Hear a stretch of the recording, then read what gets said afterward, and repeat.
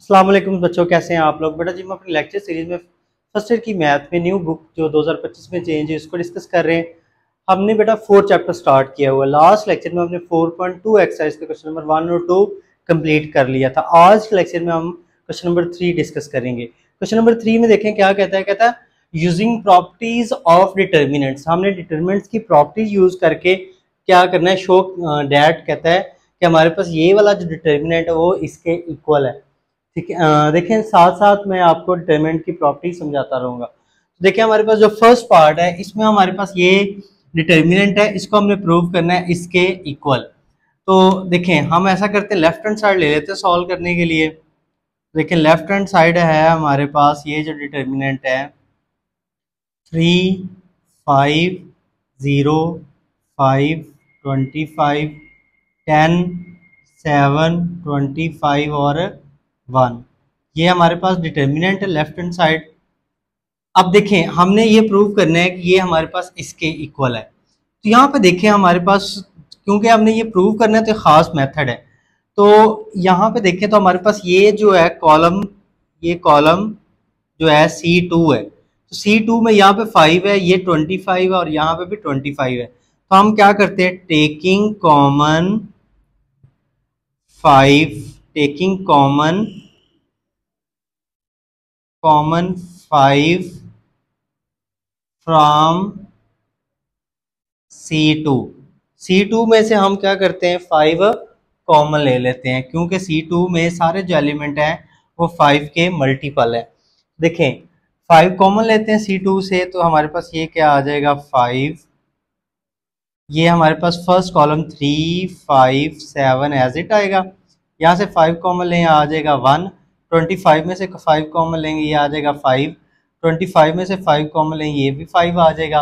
और ये तीसरा कॉलम 0, 10 और ये 1 भी एज इट आ जाएगा। तो ये हमने 5 कॉमन ले लिया C2 से, कॉलम 2 से। तो अब देखें हमारे पास ये रो 1 है, ये रो 2 है, ये रो 3 है। अब रो 2 है, ये हमारे पास एलिमेंट 5 है, ये भी 5 है, ये 10 है। मतलब रो 2 में सारे एलिमेंट्स हैं जो वो 5 के मल्टीपल हैं। तो हम यहाँ से क्या करते हैं 5, अब हम कॉमन ले लेते हैं 5 फ्रॉम रो 2। अब ये जो रो 2 है इसमें से हम 5 कॉमन लेते हैं। तो देखें ज़रा हमारे पास 5 ये पहले था, ये वाला 5, अब 5 हमने कॉमन लिया तो एक 5 और आ जाएगा, ये 5 आ गया। अब ये देखें रो 1 के एलिमेंट सारे सेम, 3, 1, 0, ये वैसे लिख दिया। अब यहाँ से देखें ये 5 है, 5 कॉमन लेंगे यहाँ पे बेटा क्या बच जाएगा, रिमाइंडर 1। यहाँ से 5 कॉमन लेंगे यहाँ पे भी रिमाइंडर आ जाएगा 1। और 10 में से 5 कॉमन लेंगे तो बेटा जी क्या आ जाएगा, 2 आ जाएगा। और ये रो 3 भी हम एज इट लिख देंगे, 7, 5 और 1। ये हमने क्या किया, यहाँ पे पहले हमने कॉलम 2 से 5 कॉमन लिया, ये आ गया, फिर रो 2 से 5 कॉमन लिया। तो अब देखिए हमारे पास ये 5 को 5 से मल्टीप्लाई करेंगे, ये हो जाएगा 25। ये 3, 1, 7, 1, 1, 5, 0, 2, 1। तो देखें हमारे पास ये राइट हैंड साइड आ गई। हमने यही प्रूव करना था। देखें 25 है, फर्स्ट रो का एलिमेंट है 3, 1, 0, 3, 1, 0 फर्स्ट रो का एलिमेंट। फिर सेकंड रो के 1, 1, 2, 1, 1, 2 है। थर्ड रो के 7, 5 और 1, 7, 5 और 1। तो ये राइट हैंड साइड हमने क्या कर दी, प्रूव कर दी। देखें ये डिटरमिनेंट की प्रॉपर्टी है जिसमें हमने ये कॉमन लिया, इसको डिटरमिनेंट की प्रॉपर्टी कहते हैं। ठीक है, नेक्स्ट जो बेटा हमारे पास क्वेश्चन नंबर 3 का पार्ट 2 है, इसमें देखिए हमारे पास ये डिटरमिनेंट है, इसके एलिमेंट्स है फर्स्ट रो के a प्लस एक्स ए और a, सेकेंड रो के a plus x a, third row के a और a प्लस एक्स। इसको हमने इसके इक्वल प्रूव करना है। तो देखिए हम लेफ्ट हैंड साइड लेते हैं सॉल्व करने के लिए, राइट हैंड साइड प्रूव कर देंगे। तो लेफ्ट हैंड साइड देखें हमारे पास क्या है, a plus x a plus x second row का एलिमेंट है, और ये थर्ड रो का एलिमेंट है ए और a प्लस एक्स। तो अब देखें, अब यहाँ पे हम डिटर्मिनेंट्स की प्रॉपर्टी यूज़ करेंगे, वो मैं साथ साथ आपको समझाता हूँ। यहाँ पे देखें हमें चाहिए 3a प्लस एक्स।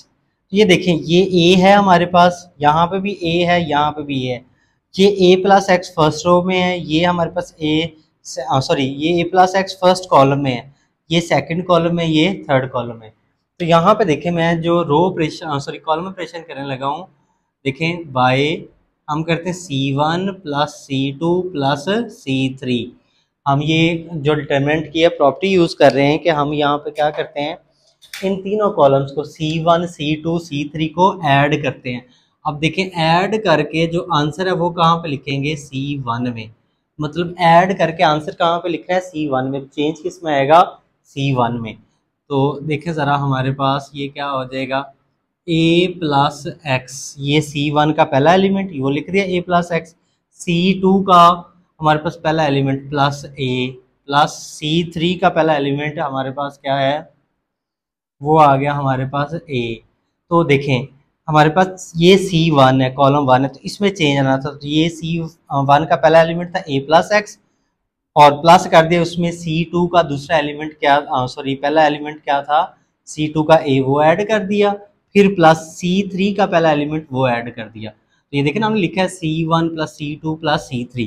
तो ये हमने ये वाला एलिमेंट, ये वाला एलिमेंट और ये वाला एलिमेंट क्या कर दिया, ऐड कर दिया। अब इसी तरह हमारे पास नेक्स्ट देखें, C1 का दूसरा एलिमेंट ये क्या है, हमारे पास a है, ये लिख दिया, फिर प्लस C2 का दूसरा एलिमेंट क्या है, a प्लस एक्स, वो लिख दिया। तो आगे देखें यहाँ पे क्या आएगा, प्लस C3 का दूसरा एलिमेंट क्या है, वो a लिख दिया। तो देखें हमने C1 C2 और C3 को ऐड कर रहे हैं। तो ये हमने पहले एलिमेंट्स उनके ऐड कर दिए थे, ये हमारे पास C1 का दूसरा एलिमेंट, ये C2 का दूसरा एलिमेंट, ये C3 का दूसरा एलिमेंट, इनको ऐड कर दिया। अब सिमिलरली C जो 1 का पहला एलिमेंट है, हो सॉरी C1 का जो तीसरा एलिमेंट है वो है a, वो लिख दें, प्लस C2 का जो तीसरा एलिमेंट है वो हमने लिख दिया प्लस, और C3 का जो हमारे पास तीसरा एलिमेंट है a प्लस एक्स, वो लिख दिया। तो ये हमने क्या किया, C1 C2 और C3 को ऐड किया, और ऐड करने के बाद जो लिखा आंसर वो C1 में लिखा। अब C2 और C3 में कोई चेंज नहीं, C2 भी वैसे आ जाएगा a प्लस एक्स, और ये a, C2 एज इट आ गया। अब C3 भी एज इट आएगा, a और a प्लस एक्स, C2 भी वैसे आ जाएगा, इसमें भी कोई चेंज नहीं आएगा।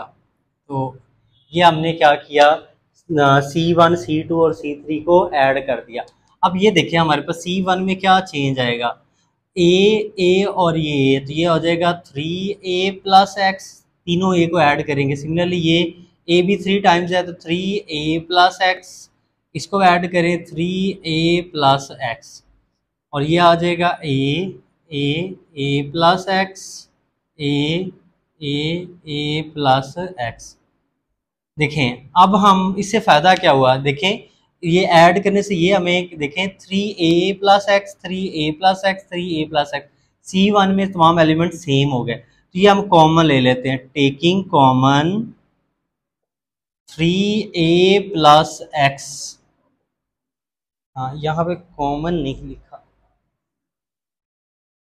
Taking common 3a plus x from C1 से हम 3a प्लस एक्स क्या करते हैं, कॉमन लेते हैं। ये देखें 3a प्लस एक्स कॉमन लेते हैं, ये आ जाएगा 3a प्लस एक्स, कॉमन ले लिया हमने।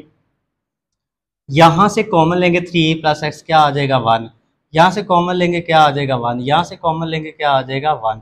तो कॉलम 1 में 1 1 एलिमेंट आ गया।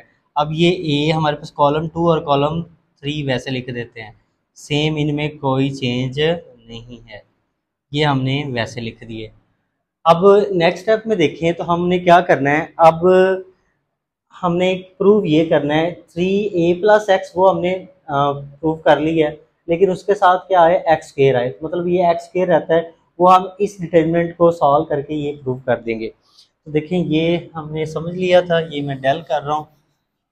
तो इधर देखें ज़रा,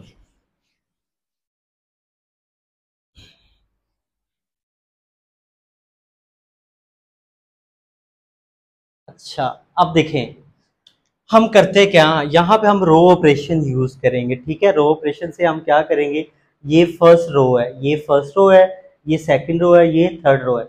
इस फर्स्ट रो को यूज करके मैं यहाँ पे भी जीरो बनाऊंगा, यहाँ पे भी जीरो बनाऊंगा। जब यहाँ पे और यहाँ पे जीरो बन जाएंगे तो फिर हमारा जो डिटर्मिनेंट है उसको वैल्यूएट करना काफी आसान हो जाएगा। देखिए हमारे पास ये है 3a प्लस एक्स, वैसे लिख दिया, और ये आ जाएगा 1a a, ये आ जाएगा 1a प्लस एक्स, और ये a, ये आ जाएगा 1a और a प्लस एक्स। तो ये हमने वही डिटरमिनेंट मैंने यहाँ पे लिखा ताकि आपको समझ आ सके। अब यहाँ पे देखिए हमने करना क्या है, मैं आपको यहाँ पे ये रो ऑपरेशन आपने समझना है।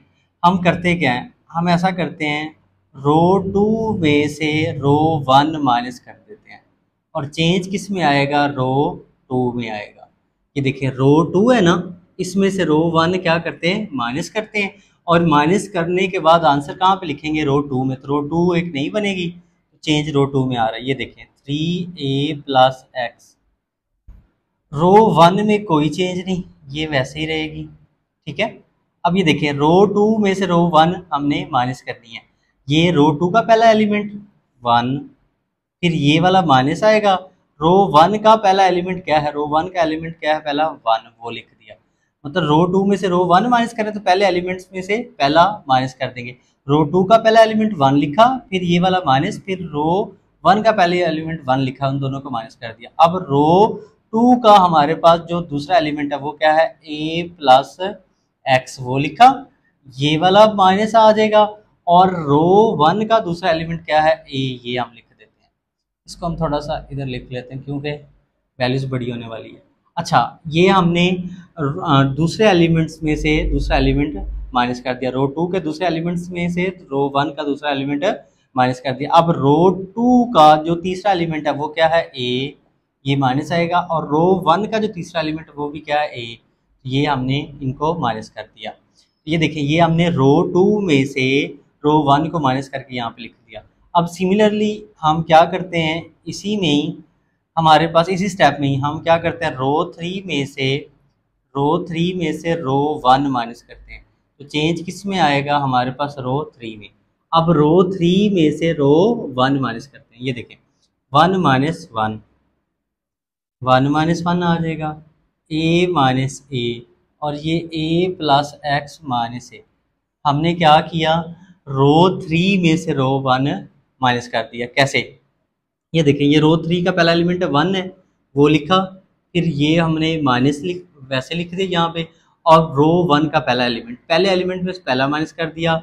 ये रो 3 का दूसरा एलिमेंट है, इसमें से रो 1 का दूसरा एलिमेंट माइनस कर दिया। ये रो 3 का तीसरा एलिमेंट है, इसमें से रो 1 का तीसरा एलिमेंट माइनस कर दिया। अब चेंज किस में आया, यहाँ पे चेंज रो 2 में आया था, यहाँ पे चेंज क्या है, रो 3 में आया। ये हो जाएगा 3a प्लस एक्स, और ये 1 पहली रो वैसे ही आएगी। ये 1 माइनस 1 ये क्या हो जाएगा, 0, 1 माइनस 1 0, ये minus a plus a cancel, x a minus a क्या हो जाएगा, 0। ये 1 माइनस 1 क्या हो जाएगा, 0, ये a माइनस a क्या हो जाएगा, 0, ये a माइनस a मतलब कैंसिल हो जाएंगे तो क्या आ जाएगा, x आ जाएगा। अब इससे हमें फ़ायदा क्या हुआ, इससे हमें फ़ायदा ये हुआ कि ये देखिए कॉलम 1 में हमारे पास यहाँ पे 1 आ गया, यहाँ पे भी 0 आ गया, यहाँ पे भी 0 आ गया। तो हमने लास्ट क्वेश्चन नंबर 2 में एक्सपेंशन, और 1 में भी, बल्कि 1 में हमने एक्सपेंशन का मेथड डिस्कस किया था।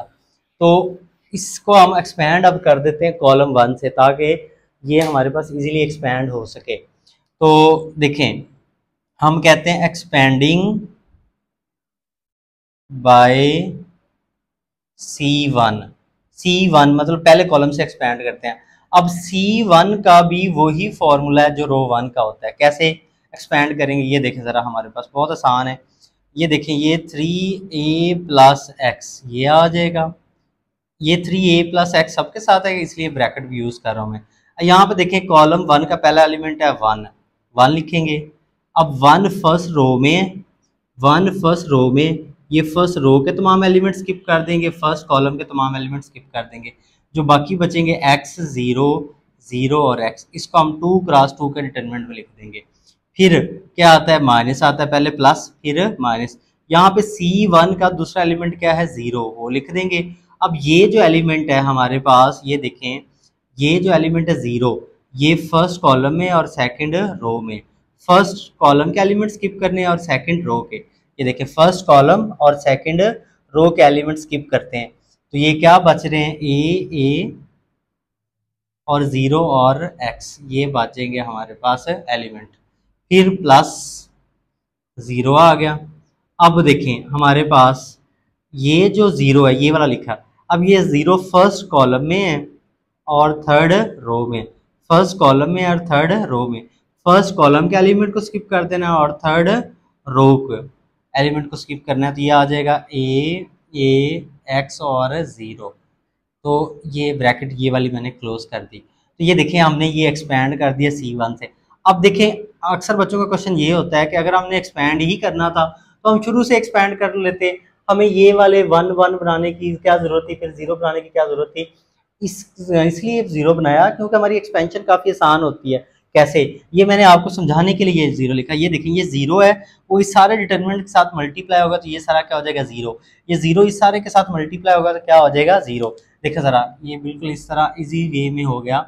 3a प्लस एक्स, ये देखें ये 1 आ जाएगा। वैसे ही हमारे पास इसको मल्टीप्लाई करते हैं, x को x से मल्टीप्लाई करेंगे क्या हो जाएगा, ये एक्स स्क्वायर।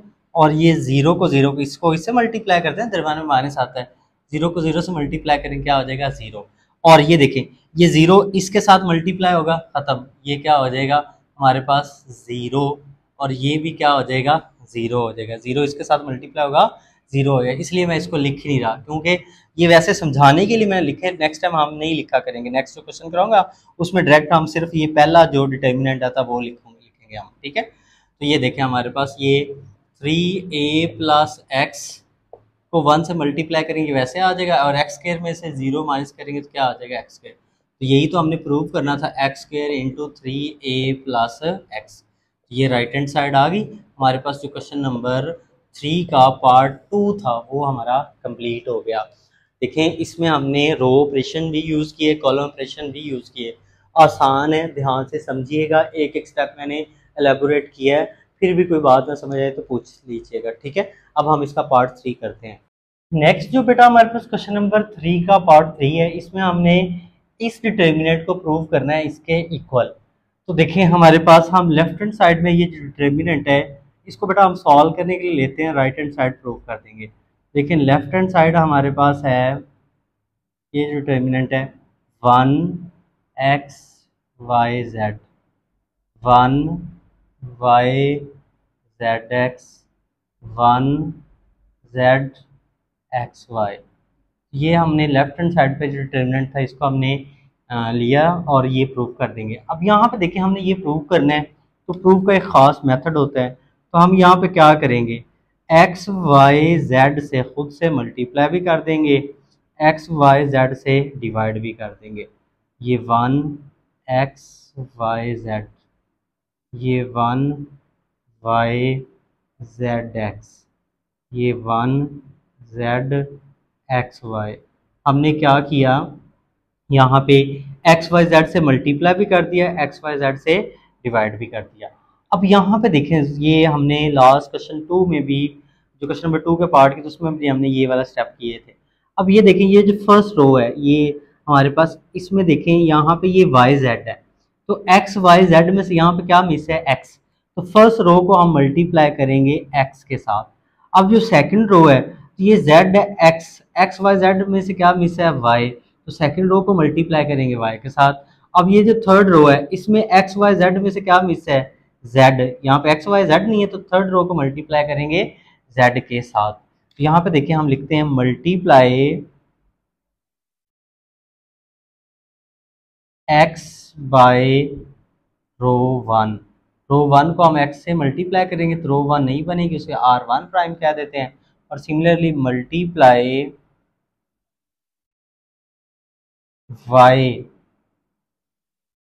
y को मल्टीप्लाई करते हैं बाय रो 2 के साथ, रो 2 एक नहीं बनेगी, इसे r2 प्राइम कह देते हैं।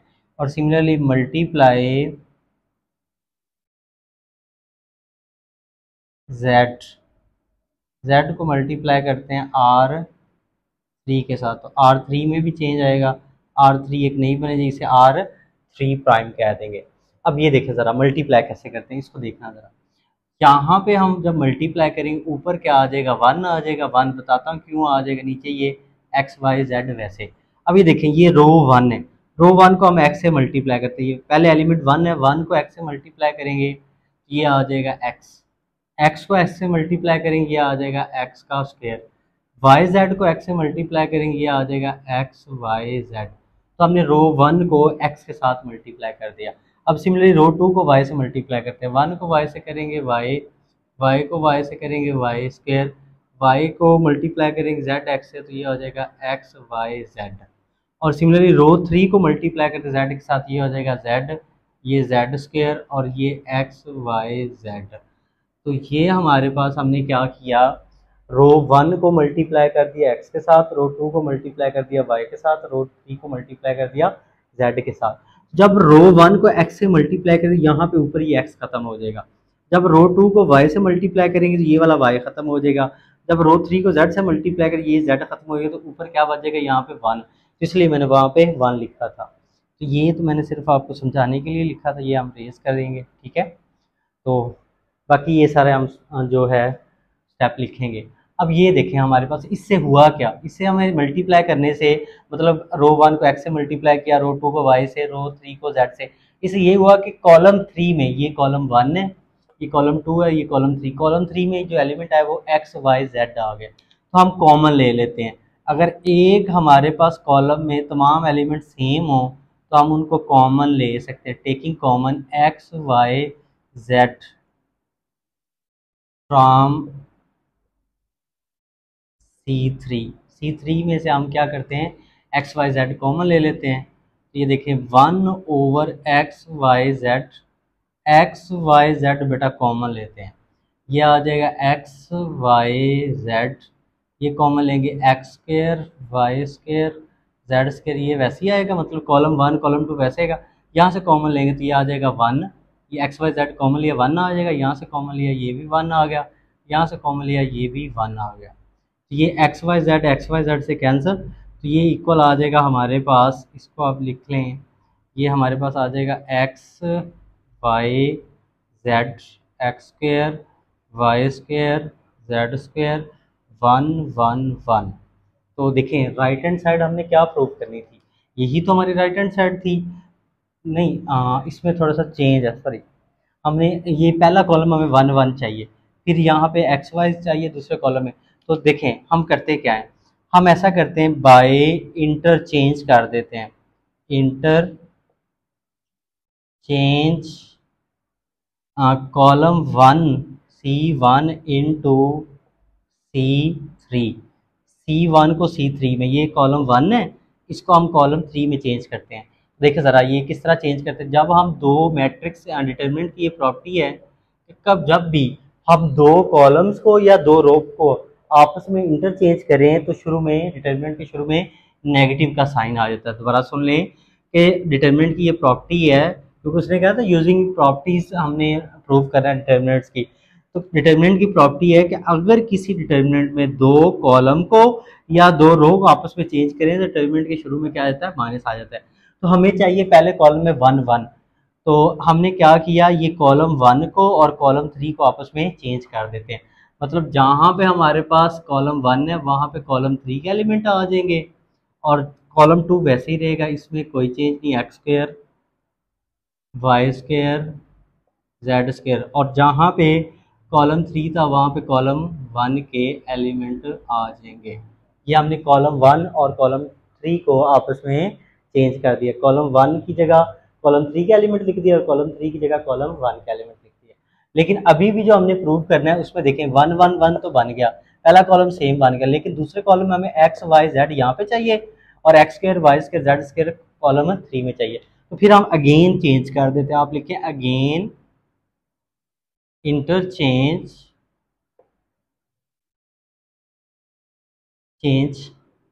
C2 इंटू C3 में। अब C2 और C3 को इंटरचेंज कर देते हैं, तो दोबारा जब हम फिर डिटर्मिनेंट्स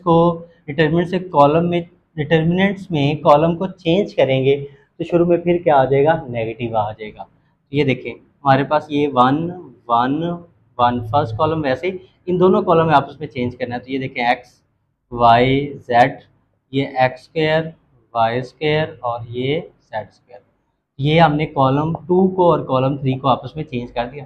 जहाँ पे कॉलम 2 में हमारे पास कॉलम 3 के एलिमेंट आ गए और कॉलम 3 में कॉलम 2 के एलिमेंट आ गए, ये माइनस माइनस प्लस हो जाएगा। तो ये हमारे पास क्या आ जाएगा, 1 1 1 x y z x square y square and z square. देखें अब प्रूव हो गया, हमने प्रूव कर दिया कि ये इसके इक्वल है। ये हमारी राइट हैंड साइड आ गई। हमारे पास क्वेश्चन नंबर जो 3 का पार्ट 3 था वो कंप्लीट हो गया यहाँ पे। नेक्स्ट जो बेटा हमारे पास क्वेश्चन नंबर 3 का पार्ट 4 है, इसमें हमारे पास ये जो डिटर्मिनेंट है जिसमें फर्स्ट रो में एलिमेंट है 1 x x square, second row का एलिमेंट है 1 y y square, third row के एलिमेंट हमारे पास क्या है 1 जेड और जेड स्क्वायर। इसको हमने प्रूव करना है कि ये किसके इक्वल है, ये इक्वल है हमारे पास इसके x minus y minus z और जेड माइनस एक्स। तो यहाँ पे देखें हम लेफ्ट हैंड साइड को लेते हैं प्रूव करने के लिए, राइट प्रूव कर देंगे। तो लेफ्ट हैंड साइड देखें ज़रा, हमारे पास यहाँ पे जो लेफ्ट हैंड साइड है वो है हमारे पास क्या है 1 1 1 x y z x square y square z square. First row के हमारे पास ये वाले हमारे पास एलिमेंट, सेकंड रो कॉलम के ये वाले, थर्ड कॉलम के ये वाले। अब यहाँ पे देखें हम करते क्या है, हमने ये प्रूव करना है तो हम यहाँ पे भी ज़ीरो बनाते हैं, यहाँ पे भी ज़ीरो बनाते हैं। हम ये कॉलम 1 के जो एलिमेंट है यहाँ पे जब ज़ीरो बना देंगे तो फिर ये प्रूव करना काफ़ी हमारे लिए आसान हो जाएगा। देखिए ज़रा हम ऐसा करते हैं, बाय R2 माइनस R1, हम R2 में से R1 माइनस कर देते हैं, चेंज किस में आएगा, R2 में आएगा। मतलब R2 में से R1 हमने क्या करना है, माइनस करना है। तो दोनों को माइनस करने के बाद जो आंसर कहाँ पे लिखेंगे, R2 में लिखेंगे। तो देखिए ज़रा हमारे पास R1 के एलिमेंट 1 एक्स एक्स स्क्वायर, वैसे देखें R2 के एलिमेंट ये हैं, तो पहला एलिमेंट R2 का 1 है, ये लिखा, माइनस ये वाला आ गया, और R1 का पहला एलिमेंट क्या 1, तो 1 माइनस 1 वाई माइनस एक्स और y square minus x square होगा। हमने क्या किया, रो 2 के पहले एलिमेंट लिखेंगे क्योंकि रो 2 पहले, रो 2 के पहले एलिमेंट में से रो 1 का पहला एलिमेंट माइनस कर दिया, रो 2 के दूसरे एलिमेंट में से रो 1 का दूसरा एलिमेंट माइनस कर दिया, रो 3 के तीसरे एलिमेंट में से रो 2 के दूसरे एलिमेंट तीसरे एलिमेंट में से रो 1 का जो तीसरा एलिमेंट है वो हमने माइनस कर दिया। यहाँ पे ये देखें 1 minus 1 y minus x y square minus x square. और सिमिलरली हम ऐसा यहाँ पे दूसरा भी कर लेते हैं हम, कि हम रो 3 में से रो 1 को माइनस कर देते हैं, रो 3 में से रो 1 माइनस कर देते हैं, चेंज किस में आएगा, रो 3 में आएगा। ये रो 3 है ना, इसमें से रो 1 क्या करते हैं, माइनस करते हैं। तो ये देखेंगे आ जाएगा 1 माइनस 1, ये आ जाएगा z माइनस एक्स और ये आ जाएगा Z square minus x square. Row 2 में से रो 1 माइनस कर दी थी, अब रो 3 में से रो 1 माइनस कर दी। हमारे पास रो 3 का पहला एलिमेंट 1 है वो लिखा, फिर माइनस रो 1 का पहला एलिमेंट लिखा 1, वो माइनस कर दिया। अब रो 3 का हमारे पास दूसरा एलिमेंट है z, वो लिखा माइनस, और रो 1 का हमारे पास दूसरा एलिमेंट है x, z माइनस एक्स। रो 3 का हमारे पास जो तीसरा एलिमेंट है जेड स्क्वायर, वो लिखा माइनस, और रो 1 का जो तीसरा एलिमेंट है एक्स स्क्वायर, वो लिखा, माइनस कर दिया। अब नेक्स्ट स्टेप में देखें तो क्या होगा, हमारे पास ये आ जाएगा 1 0 0, क्योंकि ये 1 माइनस 1 0, 1 माइनस 1 0, ये हमारे पास x, ये y माइनस एक्स, ये z माइनस एक्स, ये आ जाएगा। और ये हमारे पास क्या है, x का square y square minus x square, और ये z square minus x square. तो ये हमने रो ऑपरेशन हमने कर लिया। अब देखिए हम इसको एक्सपेंड कर देते हैं by column 1, expanding by column 1, क्योंकि कॉलम 1 में हमारे पास क्या है, 0 है। एक्सपेंडिंग बाय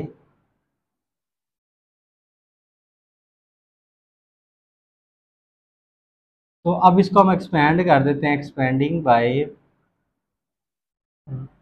कॉलम 1, C1 से इसको एक्सपेंड कर देते हैं। देखिए C1 का हमारे पास जो पहला एलिमेंट है 1 आ जाएगा, ठीक है। ये हम रो छोड़ देंगे सारी, और ये कॉलम के तमाम एलिमेंट छोड़ देंगे। ये आ जाएगा y माइनस एक्स, ये z माइनस एक्स, ये Y square minus x square, ये Z square minus x square, ये आ जाएगा।